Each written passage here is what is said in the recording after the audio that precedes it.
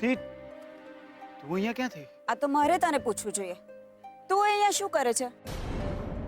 મેં તો તને મળવા બોલાવ્યો તો, પણ તું શ્રુતિ એકચ્યુઅલી હું શોધન, આર યુ ઓકે? આટલું ટેન્શનમાં કેમ છે? અને તું અહીંયા શું કરે છે? નહીં, હું બસ અહીંયાથી. આવ આપણે ક્યાંક બેસીને શાંતિથી વાત કરીએ. અરે શ્રુતિ એમ આવ કહ્યું ને. ચલ. Okay okay.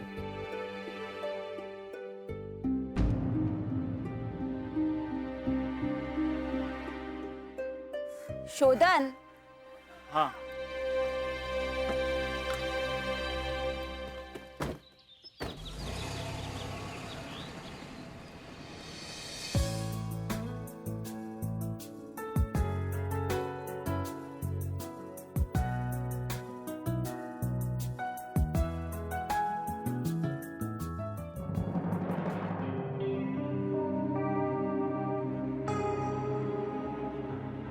કોને શોધી રહ્યો છે તું? કોઈને નહીં. શ્યોર? તું બદલાઈ ગયો છે શોધન. તારે એક્સિડન્ટ થયો અને તું જાતે જ આવી ગયો. આવ્યા પછી એક ફોન નહીં, મેસેજ નહીં. મને તો એમ હતું કે તું દોડતો આવી જઈશ અડધી રાત્રે પણ મને મળવા માટે. આટલું ટેન્શનમાં કેમ છે? શ્રુતિ હું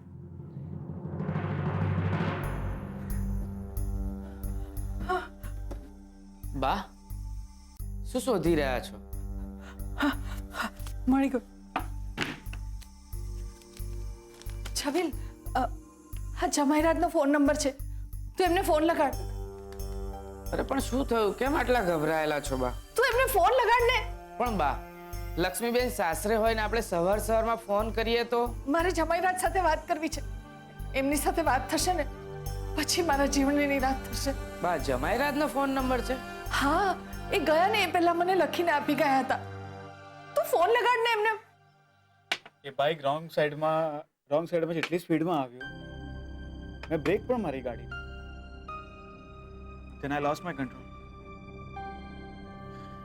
મારું માથું સ્ટીયરિંગથી એટલી જોરથી અથડાયું હતું કે હું બેભાન જ થઈ ગયો હતો.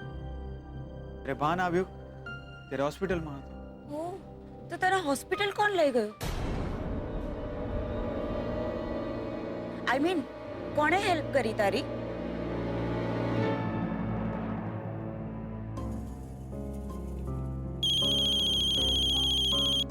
કોનો ફોન છે? આઈ ડોન્ટ નો, કોઈ અનનોન નંબર છે.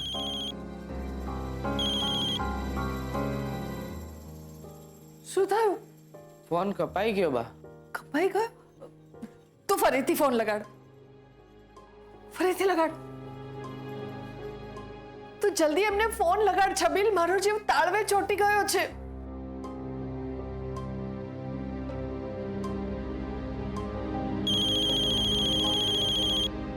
હવે કોનો ફોન છે? સેમ નંબર જ છે.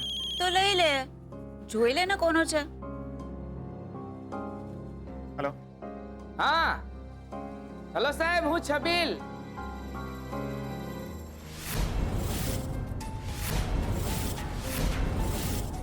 ઓળખાણ પડી ને? જી, કોનું કામ છે તમારે? હા સાહેબ, હું છબીલ, લક્ષ્મીબેનના પિયરમાં નોકર હતો ને. ભૂલી ગયા કેમ સાહેબ? જો તમારાથી કોઈ ભૂલ થઈ રહી છે, તમે ખોટો નંબર લગાડ્યો છે. સાહેબ, હલો સાહેબ, હલો હલો.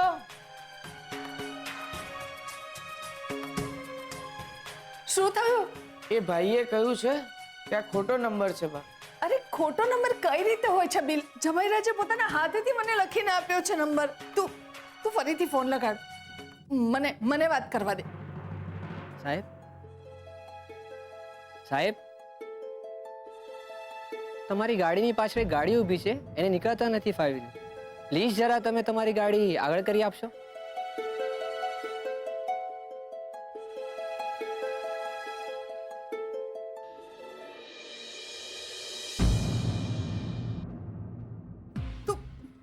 તું ફરીથી ફોન લગાડ. અરે પણ એ ભાઈ કહે છે આ ખોટો નંબર છે બા. અને કયો ને તું ફોન લગાડ અને મને આપ. હું વાત કરીશ.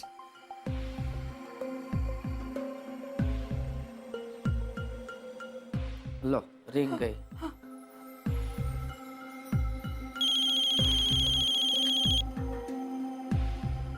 આ લાગે છે એ જ નંબર છે. ના પાડી કે રોંગ નંબર છે તો પણ. હેલો. હેલો. હા બેટા, કેમ છે તું? ક્યાં છે? જી, કોનું કામ છે તમારે? અરે તું તું આમ કેમ બોલે છે બેટા? હું નાની માનો અવાજ નથી ઓળખતી. હું હીરાબા.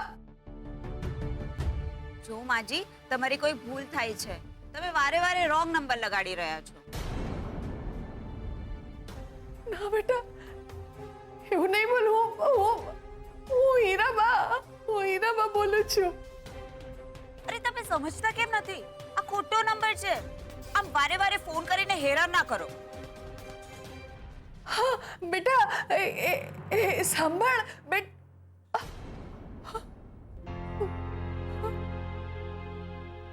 શું થયું બા? કોઈ છોકરીએ ફોન ઉપાડ્યો. એણે પણ એમ જ કહ્યું કે ખોટો નંબર છે. અરે બા, હું પણ એ જ કહેતો હતો કે આ નંબર ખોટો છે. તો શું જમાઈરાજે ખોટો નંબર આપ્યો મને? એવું તો કેમ બને? એ તો બહુ સારા માણસ છે. હે દેવી માં, નંબર ખોટો હોય તો વાંધો નહીં, માણસ ખોટો ના હોવો જોઈએ. અરે લક્ષ્મી ક્યાં હશે?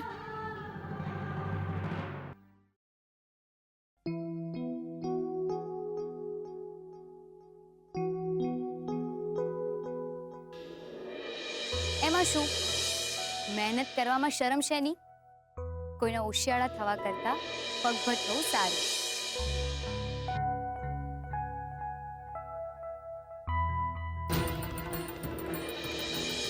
Have something.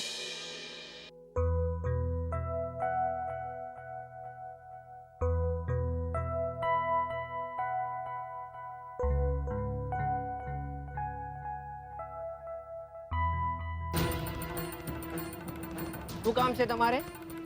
ભાઈ, અહીંયા કામ મળે? શું નોકરી જોઈએ છે તમારે?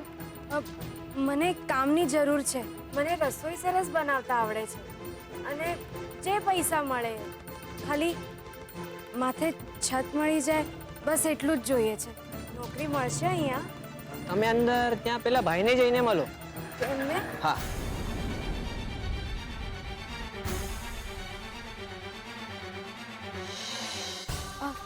ભાઈ, રામ રામ. રામ રામ, બોલો. નોકરી મળશે? મને રસોઈ કરતા બહુ જ સરસ આવડે છે. ઘરે છે ને હું જ રસોઈ બનાવતી હતી અને મને દેશી જમવાનું પણ બહુ જ સરસ બનાવતા આવડે છે ભાઈ. બેન, અમારે રસોઈયો છે. તો ભાઈ કોઈ પણ કામ ચાલશે. મારે કામની જરૂર છે. મારા મેનેજર ત્યાં બેઠા છે, એમને મળી જો. ભલે. ક્યાં છે તમારા સાહેબ? આવો. તો કઈ ખાતો કેમ નથી? શોધન, કંઈક તો ખા.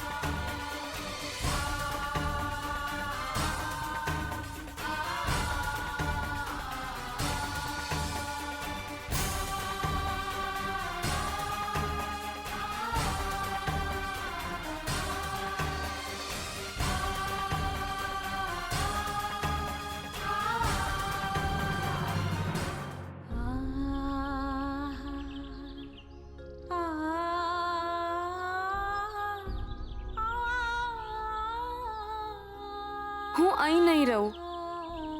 એ મને જોઈ જશે તો દુખી થશે. હું ચાલી જઈશ અહીંથી દૂર.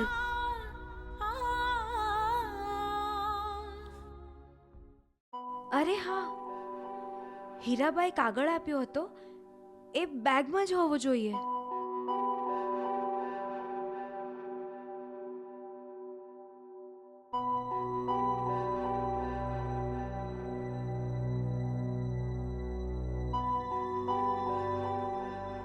હીરાબાઈ આ થેલામાં જ તો એ કાગળ મૂક્યો તો. ક્યાં ગયો?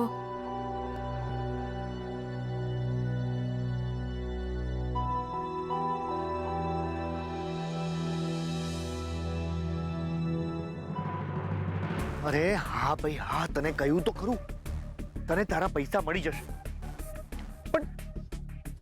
પણ ધમકી શેનું આપે છે તું મને? હું થોડો ભાગી જવાનું છું ગામ છોડીને. હા, 2 કે 3 દિવસમાં તને તારા પૈસા મળી જશે, ઠીક છે? હા હા હા.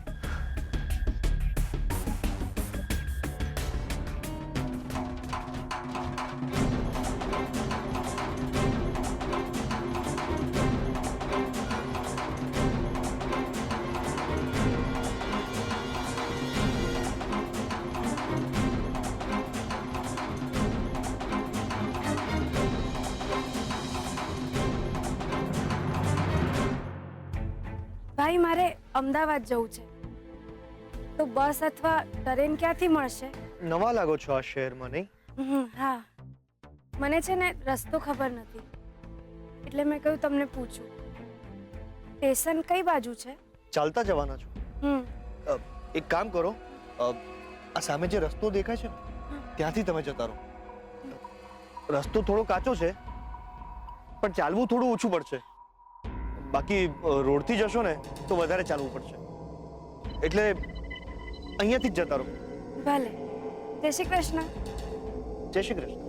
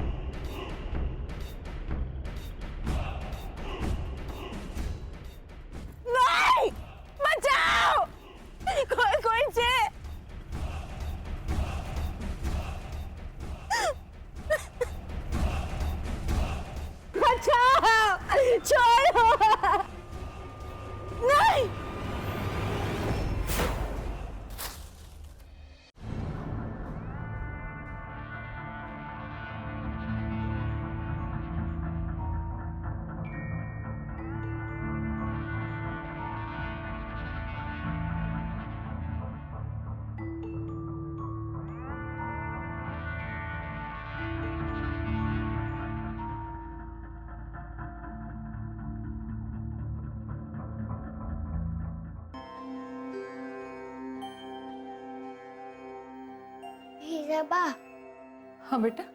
આપણે જે ભગવાન પાસે માંગે એ મળી જાય? હા બેટા, માગવા જ તો આવી છું અહીં. હું પણ માંગુ. તારે શું માંગવું છે? મારે લક્ષ્મી ફઈ જોઈએ છે, એના વિના નથી ગમતું.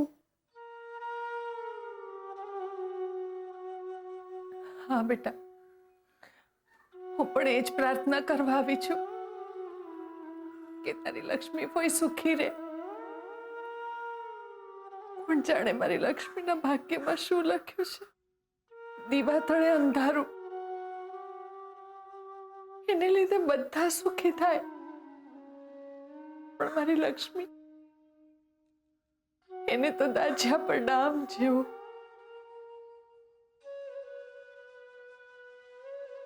અમે થપ્પો રમતા તો લક્ષ્મી ફઈ છુપાઈ જતા અને હું એમને શોધી કાઢતો. પણ આ વખતે તો એ મળી જ નથી રહ્યા. લક્ષ્મી ફઈ જોડે અમે બધા રમતા હતા ત્યારે લક્ષ્મી ફઈએ કોઈ જોડે અંચાઈ નથી કરી. ભગવાન, તમે લક્ષ્મી ફઈ જોડે કોઈ અંચાઈ નહીં કરતા.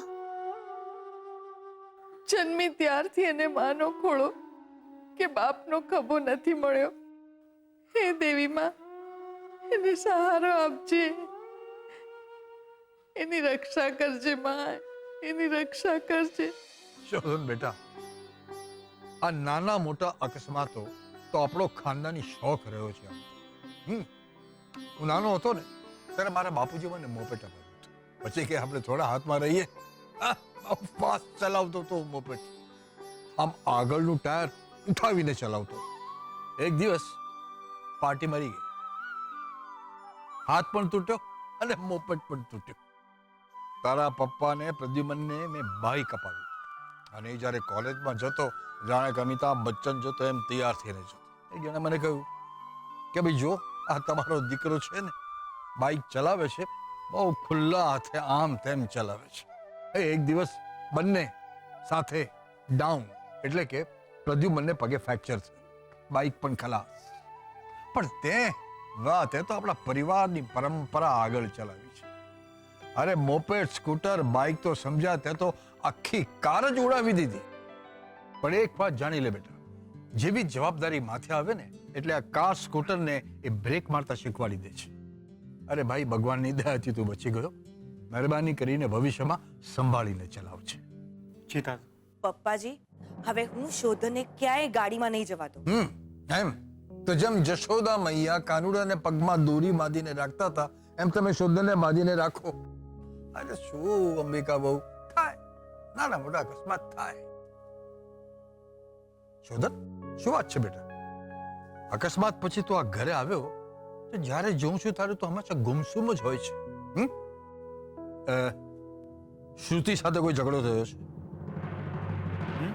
શ્રુતિ સાથે કોઈ ઝઘડો? શ્રુતિ? નહીં નહીં દાદુ, એ કોઈ વાત નથી.